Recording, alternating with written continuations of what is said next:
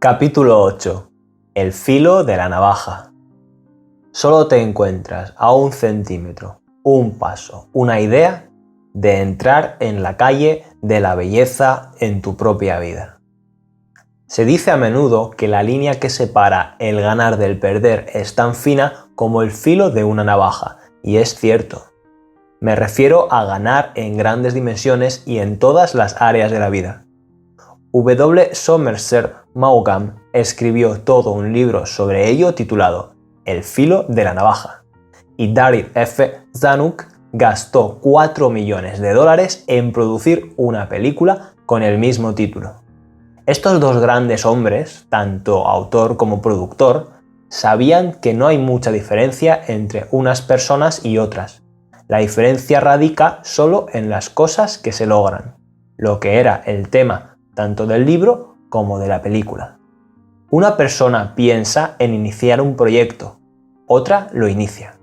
Alguien casi termina un deber, otra persona lo termina. Un individuo ve una oportunidad de actuar, otro actúa. Un estudiante se queda a las puertas del aprobado, otro lo aprueba. Aunque la diferencia entre sus notas sea una centésima, esa centésima marca la diferencia. Los anales de la historia del deporte están repletos de ejemplos que ilustran el concepto del filo de la navaja. Por ejemplo, en los Juegos Olímpicos de Montreal, Canadá, de 1976 había 8 finalistas compitiendo en los 100 metros lisos, pero el que ganó el oro olímpico fue solo 1/10 de segundo más rápido que el corredor que llegó en último lugar. En 1947, en Estados Unidos, había un caballo de carreras, Armet, que fue el primero en ganar corriendo en las carreras en torno al $1 millón de premio durante su carrera. Obtuvo ganancias de $761.500 en ese año, pero el caballo que le seguía en ese mismo año, que no ganaba la carrera solo por una nariz, ganó $75.000. Si uno juzgara solo por el dinero que habían obtenido, llegarían a la conclusión de que Armet era 13 veces mejor que su contrincante siguiente. Pero si se comparan los tiempos que ambos caballos hacían, verá que Armet no llegaba a ser ni 1/4% mejor. Puede que usted haya crecido con la idea de que algunas personas nacen con estrella y otras no, o de que solo porque unas personas son mejores a otras disfrutan de más abundancia en su vida. Espero que entienda aquí y ahora que esa idea es completamente falsa. Usted es igual de bueno y tiene el mismo potencial que cualquier persona que conozca, vea o de la que oiga hablar. Recuerde, usted tiene el potencial necesario para tener incluso más éxito que ellos, porque la diferencia entre ellos y usted solo está en los logros, y usted puede hacer algo para mejorar en gran medida los resultados que obtiene ahora. Puede que usted ya sepa cómo hacer lo que otros hacen, y si no, puede aprender. Y como su poder potencial es ilimitado, usted puede realizar incluso cosas mayores de las que ellos hacen en el presente. Ese algo que usted debe hacer para triunfar más puede que no sea lo que usted cree que es, pero sea lo que sea, le aseguro que usted es muy capaz de llevarlo a cabo. De todas formas, tenga siempre en mente que dado que el mundo de cada uno es algo distinto, ese algo que usted debe hacer no tiene necesariamente que ser lo mismo que lo que la persona con la que vive o trabaja tiene que hacer. La historia de Heinz Dawes. Mientras escribo este capítulo, he recibido la llamada de un amigo mío muy querido, Heinz Dawes, que quería agradecerme una idea que le pedí. Pero antes de decirle de qué se trataba la idea, le pondré en situación. Heinz Dawes trabaja en una gran empresa aseguradora en Toronto, y todos los años, en el mes de octubre, la empresa hace un concurso llamado Un mes de presidente. Todos los agentes de ventas de la empresa batallan entre ellos en este concurso y todos obtienen su máximo nivel de productividad. El que gana el concurso se lleva como premio tanto fama como fortuna. La empresa siempre reconoce a los líderes confirmados. Como todos los años, Heinz tuvo un mes de presidente excepcional, pero al obtener los mismos resultados que otros años, pensó en relajarse un poco en noviembre, cubriendo al menos lo que él consideraba su rendimiento habitual. Sin embargo, hablando con él una tarde, noté que su entusiasmo, normalmente visible, se encontraba bastante más bajo de lo normal. Supe que algo no iba bien, así que le pregunté cuál era el problema. Entonces me contó que estaba pasando por un gran bajón, ahora que ya había pasado el gran mes. En un intento de animarle, le pregunté lo siguiente: Heinz, ¿qué harías con la comisión extra que ganarías si repitieras tus esfuerzos de octubre en noviembre? En octubre, de hecho, ganaba 3 veces más que en cualquier otro mes. Viendo por dónde iba mi pregunta, la cara de Heinz se iluminó sobremanera, con una amplia sonrisa. Entonces añadí rápidamente: los dos sabemos que eres muy capaz de repetir tus resultados de octubre en noviembre.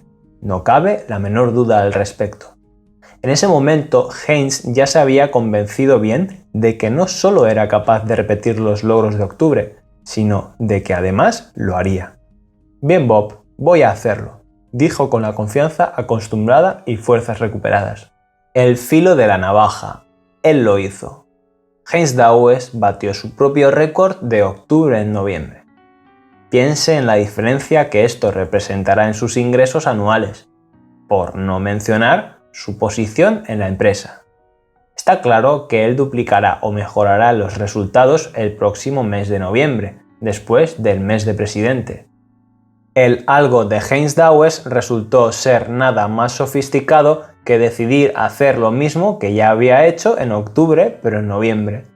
Tal vez usted se esté diciendo: cualquiera podría haber pensado en eso, y tiene razón, cualquiera podría haberlo hecho. Pero el caso es que hay unos pocos de miles de personas vendiendo seguros para la misma empresa que Heinz, y podría apostar contra usted sin miedo a que no ha habido ni siquiera otras 5 personas que lo hayan hecho.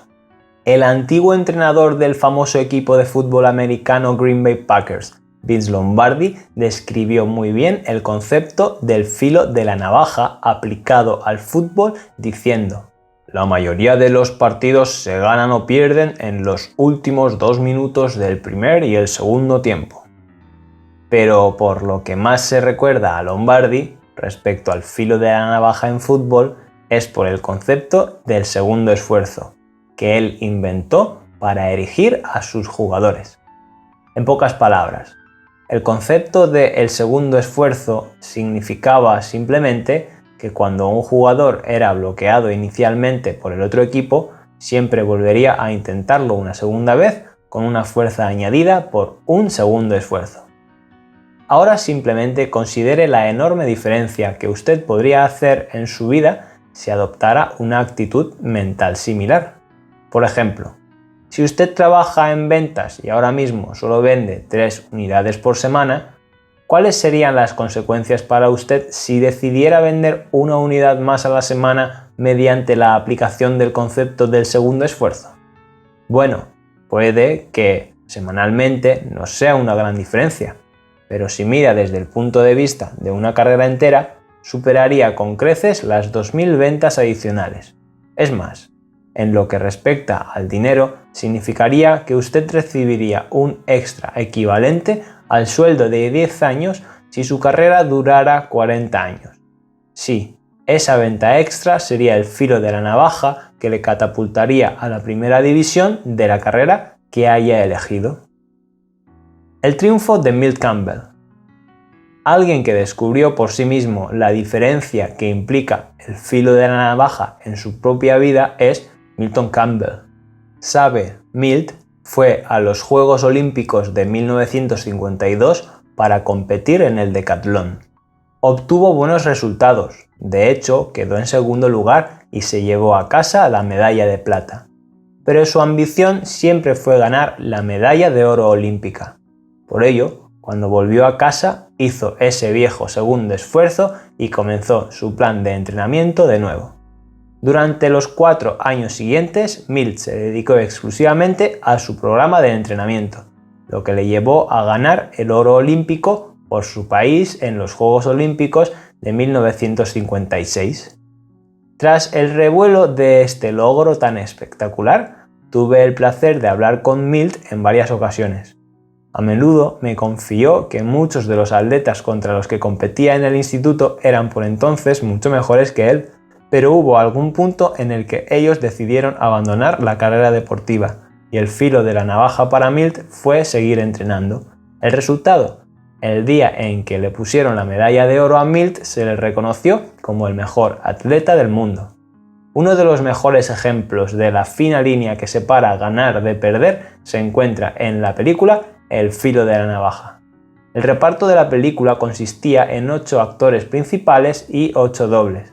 Cada actor principal tenía un doble que hacía el trabajo duro, extenuante y cansino por él, mientras las estrellas hacían el resto. Después de terminar la película, la revista Life Magazine publicó un artículo en el que figuraban las fotos de los 8 actores principales en una página y las fotos de los 8 dobles en la otra. El doble de la estrella de la película, Tyrone Power, se llamaba Thomas Noonan. Noonan era conocido cercano de Power, incluso habían ido al mismo instituto en la misma época. Ambos eran más o menos de la misma altura, igualmente inteligentes, se vestían de forma casi idéntica y se parecían mucho el uno al otro, incluso físicamente. De hecho, entre cada actor principal y su doble había un parecido lo más humanamente posible. Pero solo había una cosa, una en la que los actores principales eran completamente distintos a sus dobles. El sueldo total por la película entre todos los actores principales ascendió a $489.000, algo asombroso en aquella época. El sueldo total, por otro lado, que ganaron entre todos los dobles llegó míseramente a las $6.534. Puede que los actores principales solo tuvieran una pizca más de talento que sus suplentes, pero la compensación monetaria que recibieron fue 75 veces mayor. Al hacerse cada vez más consciente respecto al concepto de el filo de la navaja, se sorprenderá de la cantidad de ejemplos así que se encontrará cada día. Por ejemplo, piense en la simpatía que siente hacia un pequeño comercio donde la cajera le sonríe y le da las gracias por su compra y le pide volver pronto. Y compárela con la que siente hacia un sitio en el que se le recibe con la agria actitud «Bueno, ¿va a comprar algo o no?». O considere lo siguiente. Hace aproximadamente un año vino una familia a uno de mis seminarios en Toronto. Eran realmente una familia encantadora, pero tenían un problema grave y me preguntaron si yo podría ayudarles a solucionarlo. Comenzaron diciéndome de que tenían un taller de reparación de coches, pero al parecer el negocio iba mal. Tan mal que de hecho estaban pensando en cerrar las puertas y trabajar para otra persona. Tratando de ayudarles, hice una visita a las instalaciones de su taller y les hice una serie de preguntas. Después me relajé y escuché sus respuestas con atención. No había transcurrido mucho tiempo cuando me di cuenta de que todas las preguntas que les hacía que tenían que ver con su habilidad como mecánicos las respondían con entusiasmo palpable y rebosantes literalmente de confianza. No solo me convencieron pronto de que eran mecánicos bien preparados, sino que además podían trabajar muy duro. Por otro lado, también discerní que siempre que las preguntas eran sobre las relaciones públicas del negocio, no mostraban ningún tipo de entusiasmo. Incluso un aura de pesimismo y desánimo se cernía sobre ellos.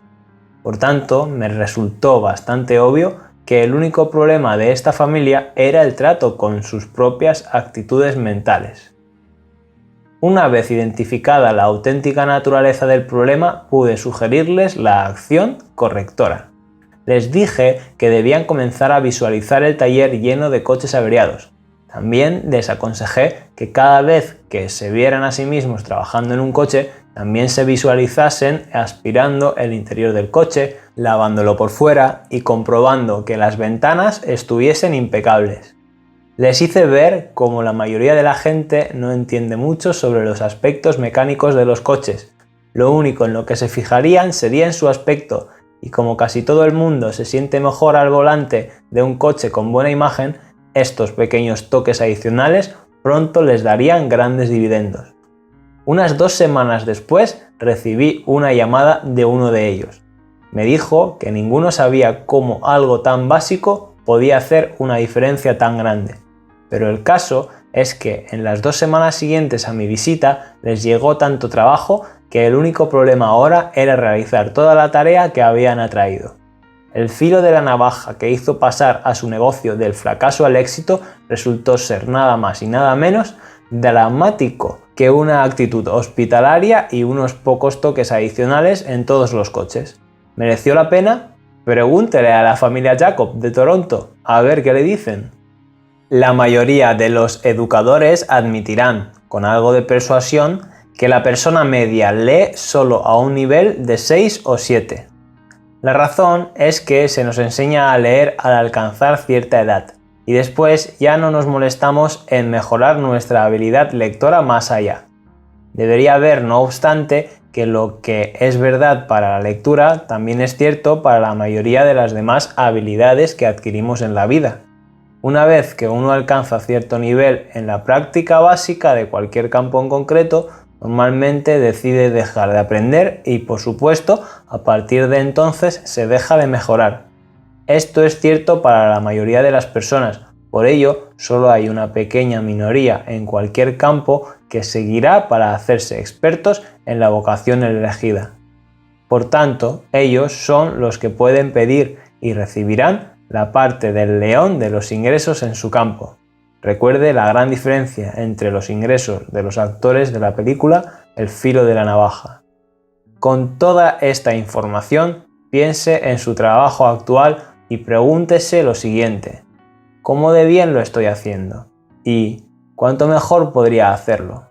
Mire, si realiza 1 hora de estudio sobre sus especialidades elegidas, en 5 años habrá estudiado 45 semanas de 40 horas, o sea, casi 1 año de estudio concentrado. Esto significa que al acabar el primer año, usted llevaría a sus espaldas 9 semanas de 40 horas de estudio invalorable. Aunque esto es si estudiase solo 1 hora al día, si siguiera este horario de forma estricta, en un periodo de tiempo relativamente corto, usted andaría entre sus semejantes como una jirafa entre un tropel de ratones de campo. En realidad, si lo piensa bien, entenderá pronto que la competencia no existe. Para nada. Porque habrá tan pocas personas en la carrera que hasta los perdedores serán ganadores. Por ello, no necesita estudiar exhaustivamente para ganar el conocimiento necesario. La diferencia entre el saber y la ignorancia puede ser tan efímera como el filo de la navaja. Volvamos a ponernos específicos ahora. Como he explicado ante el público en muchas ocasiones, yo estudio en gran cantidad escuchando cintas educacionales mientras conduzco. Me gustaría recomendarle que cuando vaya en coche apague la radio y encienda el reproductor. Debería marcar una gran diferencia para usted como lo fue para mí. Debe saber que las personas que conducen 40.000 km al año pasan 13 semanas de 40 horas al volante. Es por ello que se encuentran en una posición excelente para adquirir una riqueza en información invalorable depositada en sus mentes subconscientes mientras se enfrentan a la actividad rutinaria de conducir. Recuerde, es virtualmente imposible exponer su mente a grandes ideas sin que éstas sean expresadas en el mundo físico. Es más, probablemente solo necesita una idea para cambiar su vida. Considere la siguiente ilustración. Solo con mover el dedo índice unos milímetros, una persona puede convertir un trozo de metal en un arma mortal. O simplemente gritando la palabra fuego, se puede hacer que una sala llena de gente alegre se transforme en chillidos y una multitud presa del pánico. Obviamente, estos son 2 ejemplos muy negativos, pero sí expresan gráficamente la importante verdad de que el filo de la navaja corta por los dos lados. Dicho de otra manera, la ley de los contrarios se aplica en todos los aspectos de la vida. Por tanto, si usted no se está esforzando conscientemente por cruzar la delgada línea de separación para mejorar la calidad de su vida, podría estar, sin saberlo, moviéndose de forma que su situación concreta en la vida se encuentre en retroceso. Me explicaré. Hace un par de semanas participé en un programa de radio. Llamó una señora que se encontraba en un estado mental muy negativo por las circunstancias de su vida, porque según ella lo percibía, eran muy distintas a lo que ella soñaba cuando era estudiante. Parece ser que en aquel entonces ella había soñado lograr una emocionante carrera como escritora famosa, pero sus planes se vinieron abajo porque se casó al poco tiempo de graduarse y ahora tenía 2 hijos pequeños a los que cuidar. Los niños, dijo, eran aún muy pequeños y según sus palabras estaban bajo sus faldas casi todo el día. Afirmaba que debido a esta situación le era imposible irse a solas para escribir, lo que la hacía sentir mucho resentimiento hacia su familia y la vida en general. No obstante, le sugerí que no era necesario marcharse para escribir un libro, aunque sí que es cierto que hay algunos escritores que se van a alguna isla de los mares del sur solo para escribir. Pero le aseguré que estos eran los menos y que, de hecho, hay muy pocos escritores que dediquen todo su tiempo a escribir, o que incluso ganen la mayor parte de sus ingresos cuando lo hacen. Por lo tanto, continué, no había absolutamente nada que le impidiera escribir al menos una página al día. Y si seguía un horario así religiosamente, en un año habría escrito un libro de 365 páginas, algo considerable, o 2 o 3 libros más cortos. Si solo levantarse de la cama una hora antes podría ser la diferencia marcada por el filo de la navaja que le permitiría hacer su sueño realidad. Y además tendría el beneficio añadido de tener a su familia cerca para proporcionarle apoyo moral. El primer corazón artificial. Mientras escribo este capítulo, los medios no paran de inundarnos con las noticias sobre el primer corazón artificial que se haya implantado nunca en un ser humano. El Toronto Daily Star, por ejemplo, publicó una historia hace unos días, en la que citaban al cirujano jefe de la operación, el Dr. William DeVries. Según el periódico, él afirmaba que respecto a la cirugía, su credo era ensayar, ensayar y volver a ensayar, porque si uno no se separa de este principio. Decía, cuando llega el momento de operar de verdad, el procedimiento se ha convertido prácticamente en una rutina. El Dr. DeVries es un caso ejemplar de la persona que dio ese poquito extra, porque se tomó el tiempo y esfuerzo para ensayar la operación en la pantalla de su mente antes de hacerlo de verdad en el quirófano del hospital. Esto por no mencionar que el filo de la navaja ha hecho que el Dr. DeVries se haya convertido en un cirujano de renombre mundial, destinado a figurar en los anales de la historia de la medicina, y que esto le ha hecho alargar la vida del odontólogo Barney Clark. Otra ilustración excelente de recorrer ese trecho adicional intentándolo una y otra vez también se sitúa en el marco del mismo hecho histórico. El Dr. Robert Hartwig, de solo 36 años, el hombre que diseñó el primer corazón artificial del mundo, es otro gran candidato para el filo de la navaja. ¿Sabe por qué? Porque el Dr. Hartwig también es un hombre que fue rechazado al menos 3 veces por todas las facultades de medicina de los Estados Unidos. De hecho, incluso un profesor de una asignatura que suspendía le aconsejó solicitar el ingreso en odontología. Pero Robert Hartwig tuvo visión y no quería que se la negasen. Intuitivamente comprendía que era el dueño de su destino y debía de entender de manera innata el concepto del filo de la navaja, porque no aceptaba el fracaso.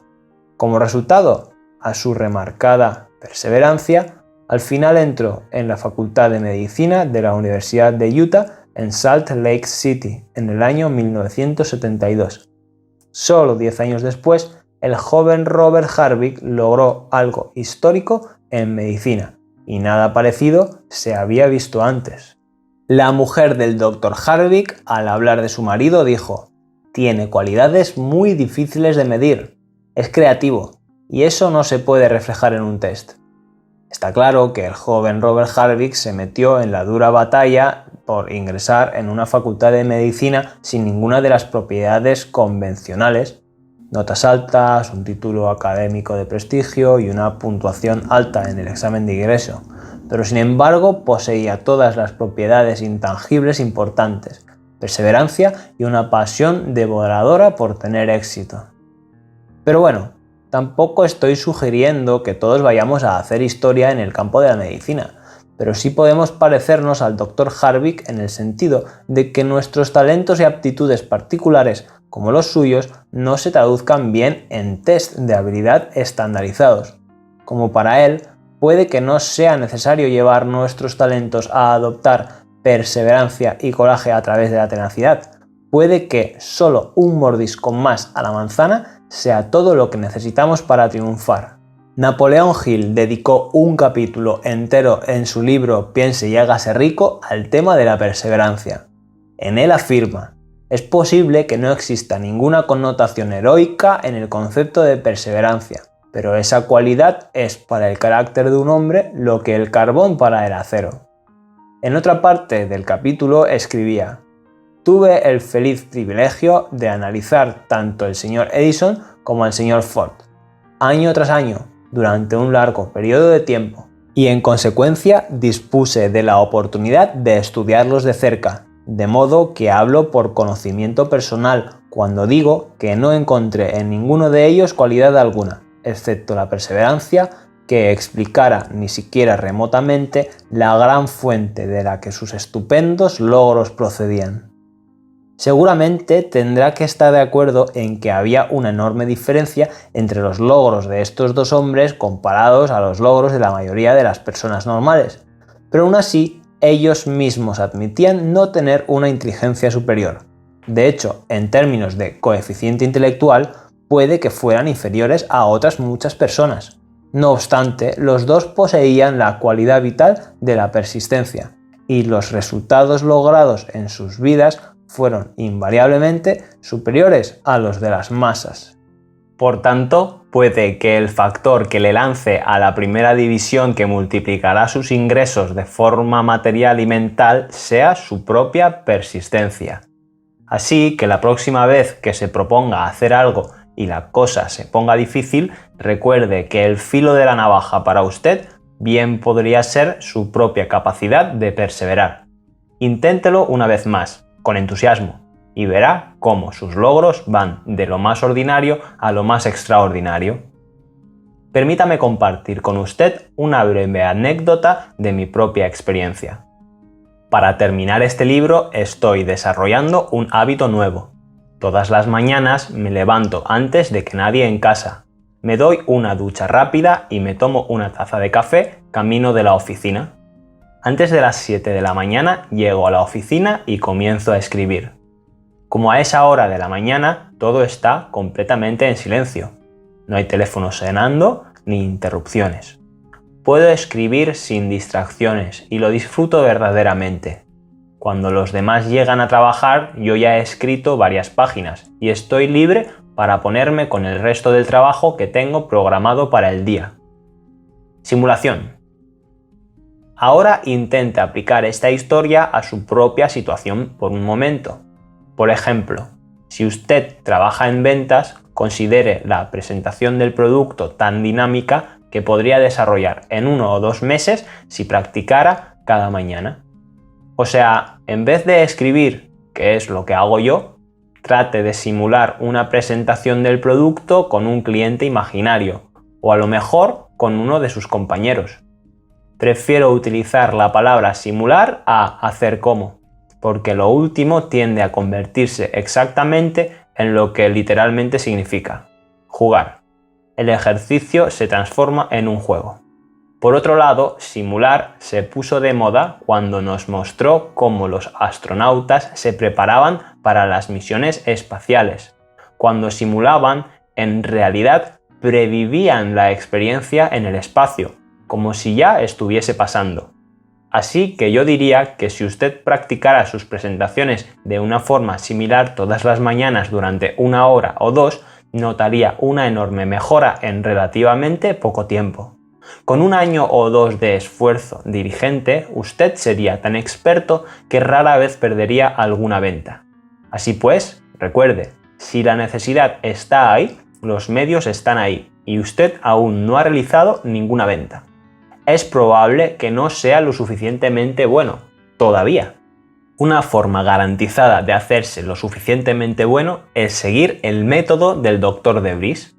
Ensayar, ensayar y de nuevo un poco más. De esta manera logrará el nivel de un auténtico profesional y por supuesto recibirá la compensación que merece un auténtico profesional. Y aunque yo solo le sugiero reservar 1 hora al día para prepararse, probablemente usted verá que la recompensa superará en varias veces esas horas, como en el caso de los actores de la película de Zanuck. Vea el siguiente ejemplo. Hace unos cuantos años me encontraba viajando por el sureste de Estados Unidos con Roddy Michaud, vicepresidente senior de una de las mayores aseguradoras del mundo. Rudy llevaba unos documentos consigo sobre los que trabajaba mientras íbamos de una ciudad a otra, y yo también iba trabajando en un proyecto. De pronto Rudy se volvió hacia mí y me mostró unas cifras que había escrito en una hoja. Entonces me señaló que en ese momento había personas que vendían seguros por su cuenta para la empresa que ganaban más ellos mismos que los sueldos juntos de 30 o 40 personas que formaban un grupo de ventas de distrito. ¿Cree usted que estas personas eran 30 o 40 veces mejores que sus compañeros? Claro que no. Como el caballo de carreras Armet, solo serían un 3 o 4% más eficientes, pero en términos de renta anual no había ningún punto de comparación. ¿Qué marcaba la diferencia en ellos? A lo mejor programaban el día mientras los otros no lo hacían, o tal vez ensayaban 1 hora o los otros no. Sea lo que fuere lo que hacían, puedo estar seguro de que la diferencia era tan fina como el filo de la navaja. Ahora deje de leer. Recuéstese, relájese y piense. ¿De verdad? Piense. ¿Qué hay en su vida que podría marcar la diferencia del filo de la navaja para usted? ¿Sabe lo que es? Bien, entonces hágalo ahora.